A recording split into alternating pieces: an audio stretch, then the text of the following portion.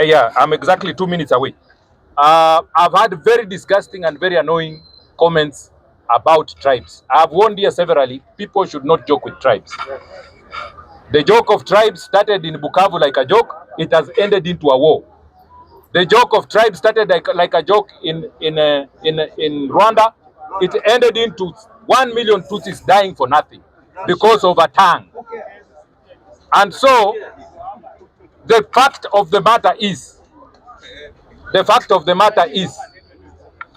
you cannot stand here and threaten another tribe because some of us have the numbers and know the statistics how they are. If you want to call yourself that you are a member of the Luo and the mountain is bad, well, breaking news is you have never beaten them in the ballot since 1963. You are not about to beat them anytime. It is the numbers that speak in an election, not bravado, not just stamping, not bad manners. It is numbers that speak. Those who have numbers have the right to vote the way they want. Because when your son went to Mulima, he did not give them an agenda. The people of Mulima wanted to hear the lies that William Ruto was telling them. You went there and told them about things that don't make sense. They also listen. You don't tell people of Mulima about 6,000, giving them 6,000 for free. They are business people. They would like to know how you will take them from one business to the other. You have to have an agenda for them. You don't expect to go there with zero agenda, and then when you fail, you start blaming people. We have taken this son. We have taken this son of yours to a local exam 5 times, and he has failed that exam. You don't blame Bulima people. We have seen that the local exams are so difficult for him. We said, okay, let's take you to an international exam. At an international exam, he failed. Then you're coming here again to blame Murima. Murima were voting in Ethiopia. Let's stop being tribal. Let's stop being tribal.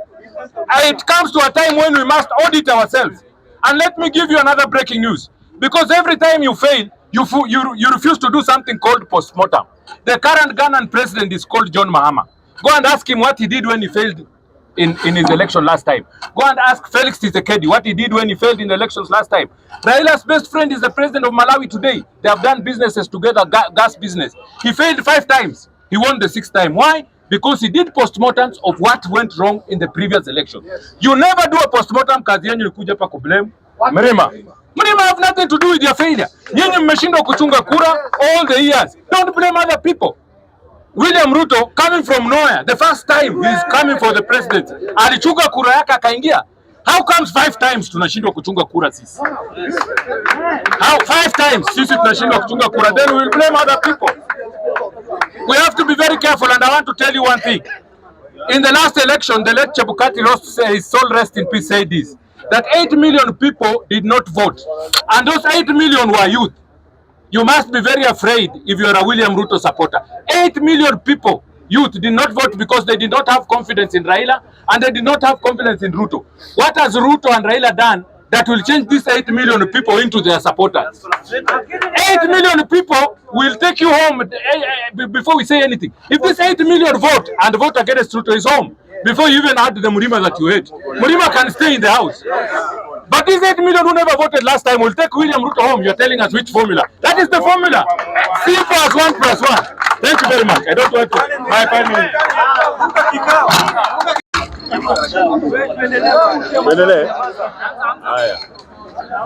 Bunge power. Bunge power. I want you guys to listen. I want you guys to listen and listen well. This is Honorable Professor Kotonde Kotonde, incoming Member of Parliament, Roraka constituency. I may look young before you, but God willing, I'll be your MP. So I want you to listen and listen well. I've had a member, I don't want to quote who, but I want to correct the member. That you cannot say that ODM is like a kiosk. ODM is a kiosk. Surely. In my own thinking, that is an insult. So I don't want to dwell into that so much, but in my own reasoning, I think that is a stagnated reasoning. Secondly, I want to tell you Kenyans, I want to tell you something. I want to tell you something, that this Bunge is so good to the level that if you had a lot of stress and high blood pressure, the pressure goes down. So all these lose you are seeing around here, don't take them personal. They are therapeutic. So they help some people. On the same, I want to tell you now politically that my brothers and sisters from the Mrima, you must listen. My brothers and sisters from the Mrima, I want you to buy this and take it to the next bank where you live. You cannot tell me that when Raila lost the AU, is now back here, Raila is now a darling to you. When someone is speaking and another person speaking, that tells you the kind of brain. I'm telling you, my brothers and sisters from Mirima, Raila is not anywhere near you. You betrayed Raila for so many years. This is the time to pay. Give Isa what belongs to. Hello? Give Isa what belongs to. Anybody saying that and thinking that the Luo nation will come one day to support. These guys are making a lot of noise and I'm giving wisdom. These people, anybody somewhere thinking that the Luo nation will one day come back under His Excellency Dr. Engineer Raila Odm to support the Kikuyus, the Merimas. My friend, you are dreaming. Go somewhere and pay, because you are not making sense. We are going to support and we are supporting the current government.